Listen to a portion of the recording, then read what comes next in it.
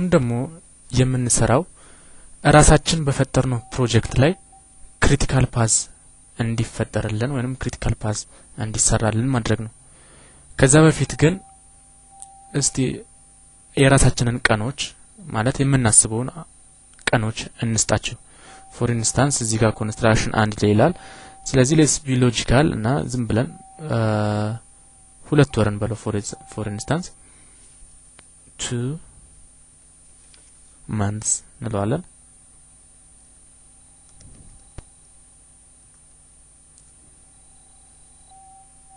ታማኝነት እንዲኖረው የምንሰራው ፕሮጀክት ማለት ነው።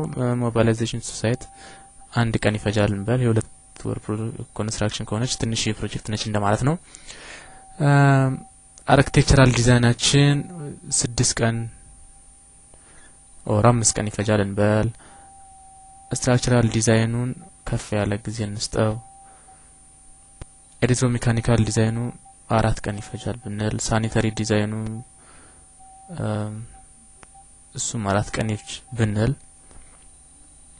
ቢኦኪው 2 ቀን ይፍጅ ብንል፣ ቴንደሪንግ is 2 days ብንል፣ ኔጎሺዬሽን 1 day and so on። ሆርዲንግ ትንሽ ቀን ቀደም ያለ ቀን ብንሰጠው ከዛ ሞር ተአማኒነት ያላቸው ቀኖች እንሰጥና ከዛ ሊንክ እናደርጋቸው።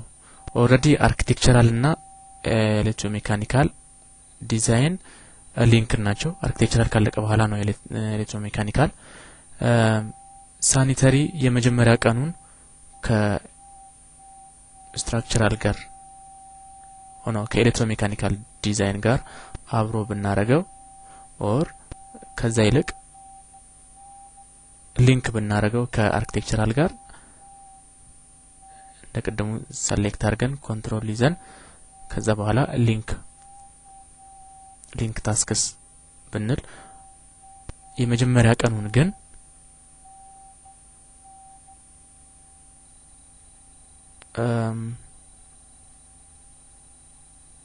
ከኤሌክትሮ ሜካኒካል ዲዛይን ጋር ማች እንዲያደርግልን ስለሆነ በ13 ብናረገው ሊንኩንም አሁን ማጥፋት እንችላለን።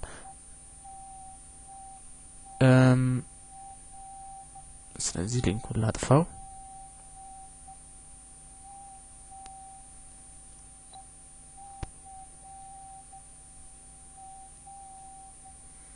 ከዛ ቢኦኪው መነሻ ቀን ዲተርሚን ከማድረጋችን በፊት አሁን ስራዎቹ ሊንክ ያደረገን መሄድ ነው ያለብን። አሁን ኤሌክትሮ ሜካኒካል ዲዛይን እንዳለቀ ቀጥሎ የሚመጣው ምንድነው? ዲዛይኖች ካለቁ በኋላ ቢኦኪው ማዘጋጀት ነው የሚሆነው። ኮንትሮል ይዘን ቢኦኪው እናያዛለን። ከዛ አሁንም ሊንክ እናረጋለን። ቀጥታ እዛ ይሄዳል።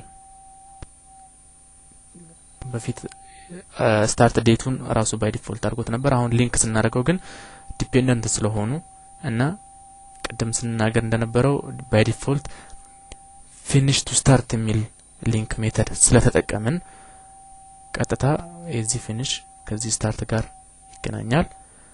ቀጥሎ ከቢኦኪው በኋላ ቴንደሪንግ ይመጣል። ቢኦኪው እና ኮንትሮል ይዤ ቴንደሪንግን ሊንክ አደርጋለሁ። ከዛ ቴንደሪንግ እና negotiations and award of contract ሊንክ እናደርጋለን።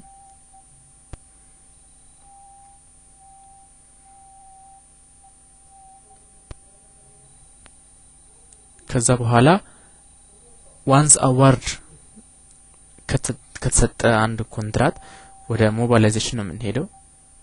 ከዛ ከሞባይላይዜሽን በኋላ ኮንስትራክሽን ይጀምራል እንበልና ሆርዲንግ and site clearing በፈለገ ጊዜ መጀመር እንችላለን ብንልና እነሱን ሊንክ ብናደርጋቸው፣ ነገር ግን ሆርዲንግ and site clearing መጀመር ያለበት ስታርት ዴቱ ከሞባይላይዜሽን በኋላ ነው ኤኒ ታይም ብንል የሆርዲንግ and site clearing ቀን ማስተካከል እንችላለን በ26/7 ነገር ግን ሊንክድ አይደለም እንበል። ይሄ ሃይፖቴቲካል የሆነ ነው። አሁን ሊንክ አድርገን ዲፔንደንት የሆኑ ታስኮችን ለይተናል። ስለዚህ ይሄንን ካደረግን በኋላ ቀጥሎ ያለው ፌዝ አሁን በዚህ ፕሮጀክታችን ላይ ክሪቲካል ፓዙ የትኛው እንደሆነ እንድናቅ ዲተርሚን ለማድረግ ምንድነው የምናደርገው? ፎርማት ውስጥ እንሄድና ጋንት ቻርት ዊዘር የሚለውን ክሊክ እናደርጋለን። ከዛ ቀጥሎ ኔክስት የሚል ይመጣል። አሁን what kind of information do you want to display in your Gant chart? by the way Gant chart ማለት ይሄ አሁን የምንመለከተው ነው። ምንድነው ኢንፎርሜሽን እንዲመለከት የፈለግነው? ክሪቲካል ፓዝ ነው። ኦሬዲ ያለው ስታንዳርድ ነው። አሁን ግን ክሪቲካል ፓዛችንን እንደዚህ እንደሚሆን ቅድም አይተናል። ከዛ ኔክስት ኢንፎርሜሽን እዛ ላይ እንዲኖር የምንፈልጋቸው ሪሶርስ and dates and so on እነዚህን እንደፈለግን መምረጥ እንችላለን። ኔክስት ከዛ ፎርማት እንዳለን ከዛ ከዚህ መውጣት እንችላለን። ኤግዚት ዩዘር አውቶማቲካሊ ይሄ ነገር ክሪቲካል ፓዛችን የትኛው እንደሆነ አውቀናል ማለት ነው። ስለዚህ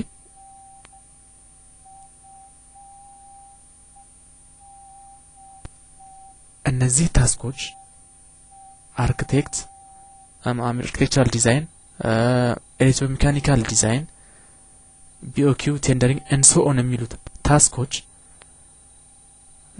ሊንክ ተደራርገው ዲፔንደንት ሆነው የፕሮጀክቱን የመጨረሻ ቀን የሚወስኑ መጠያቂያ ቀን የሚወስኑ ስለሆነ አውቶማቲካሊ ያንን ቅድም ያደረግነውን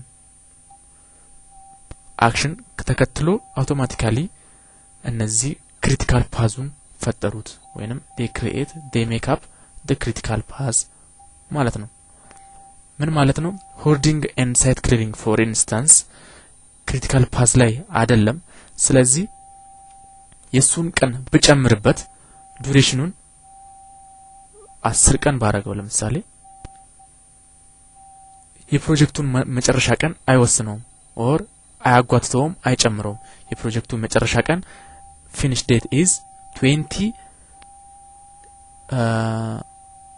9/07 in the 9th month of 2007 date 20 ላይ ነው የሚያልቀው start finish date which is እዚች ጋር ማለት ነው። ስለዚህ ይሄንን ቀን ክሪቲካል ፓዝ ላይ የሌሉትን ታስኮች ዱሬሽናቸውን ብጨምር or start date እና finish dateአቸውን ባስተካክል ባንጓታቸው የፕሮጀክቱን መጠናቀቂያ ቀን ዲተርሚን አያደርጉትም። ነገር ግን በአንጻሩ እያንዳንዱን ታስክ ክሪቲካል ፓዙን ከሰሩት ውስጥ እያንዳንዱን ታስክ አንዷን ቀን እንኳን ብጨምር የፕሮጀክት መጠናቀቂያ ቀኑ ላይ ኢፌክት ይኖረዋል ማለት ነው። unlike the ones which are not in the critical path or which are not making the critical path እንደዛ ያደረግን ግን ይሄንን ጨምረን ከፕሮጀክቱ መጠናቀቂያ ቀን በኋላ ብናረገው ክሪቲካል ፓዙ ማን ይሆናል ማለት ነው? instead of በፊት ከነበሩት አዲስ ምን ሰይመው ወይንም አዲስ ከፕሮጀክት መጠናቀቂያው በኋላ በፊት ከሰየምነው ከፕሮጀክት መጠናቀቂያ በኋላ ያመጣነው ታስክ or ሊንክ ታስኮች የፕሮጀክት ክሪቲካል ፓዙን ይሰራዋል ማለት ነው። for instance የዚህን ኮንስትራክሽን ፔሪድ ብቀንሰው እና አይሆንም እንጂ 2 ቀን ቢሆን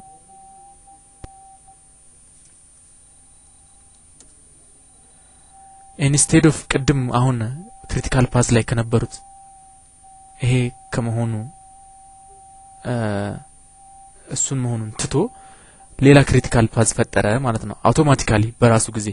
ለምን ፕሮጀክቱን ዲተርሚን የሚያደርገው የፕሮጀክቱን መጠናቀቂያ ዲተርሚን የሚያደርገው አሁን instead of እነዚህ ሊንክ ታስኮች ሳይሆኑ ለብቻ ያለው ይሄ hoarding and site clearing ያልነው ታስክ ስለሆነ እሱ ነው ክሪቲካል ፓዝ ለብቻው ዲተርሚን የሚያደርገው።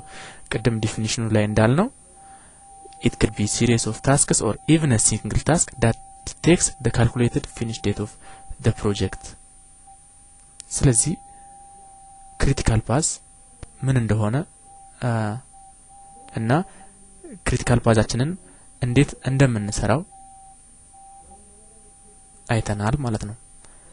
አሁን መልሰን ይሄንን ወደ 2 ወር ኦር እዚህ ላይ ክሊክ አድርጌ 2 months ቅድም ባልነው በሞላ አውቶማቲካሊ አሁን ደግሞ እነዚህ ሊንክ ሊሆኑ ታስኮች ክሪቲካል ፓዙን ሰሩት ማለት ነው።